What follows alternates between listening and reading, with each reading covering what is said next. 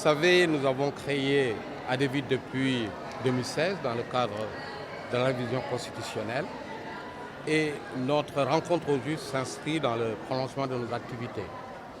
Nous allons vers une échéance importante pour notre pays, parce que c'est pour l'avenir du Sénégal. Et nous avons estimé relancer nos activités sur ce plan pour nous prononcer en vue de cet enjeu important, parce qu'il consistera à choisir l'homme qui va présider au destinées de notre pays. C'est pourquoi nous avons décidé aujourd'hui de réunir nos acteurs, nos membres, nos adhérents, pour leur dire notre position relativement à cette élection présidentielle de février 2019. Mais c'est un choix objectif. C'est les raisons que je viens d'évoquer. Je pense que le président Macky Sall a hérité, vous avez vu, d'une situation difficile de notre pays. Notre taux de croissance qui était à 1,8 est passé à 7,2. Il a multiplié par 4. Ça, c'est des chiffres incontestables. Le déficit budgétaire qui était à 3, à 6, il a ramené à 3. Il a divisé par 2.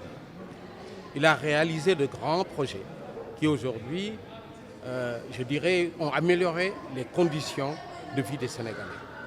Je ne veux pas les citer en détail, mais je pense que ces projets sont visibles, palpables, et il n'est pas nécessaire de faire des démonstrations.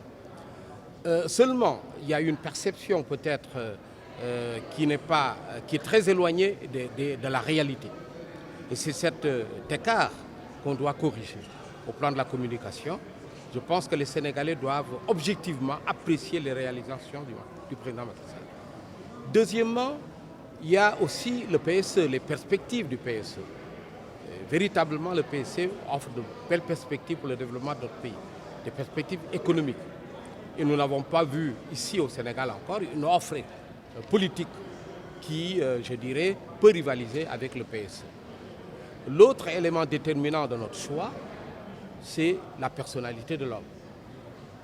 Je pense qu'il a fini de montrer sa capacité de diriger le Sénégal. C'est un homme d'État respecté au plan international. Il a redonné une bonne image au pays. Ce n'est pas chose facile. Et je pense que c'est un homme qui a toutes les qualités pour diriger le Sénégal. Donc c'est pourquoi j'ai porté mon choix sur le président Macky Sall et j'ai décidé de m'engager à ses côtés. Je pense qu'il faudrait parler aux Thiessois et c'est ce que j'ai voulu faire, leur dire la vérité. Thiès devrait profiter pleinement des projets du PS. Thiès a une position stratégique. Thiès couvre tous les secteurs du plan Sénégal émergent. Thiès couvre le textile, l'industrie, les chemins de fer, le tourisme, l'agriculture, la pêche, le tourisme.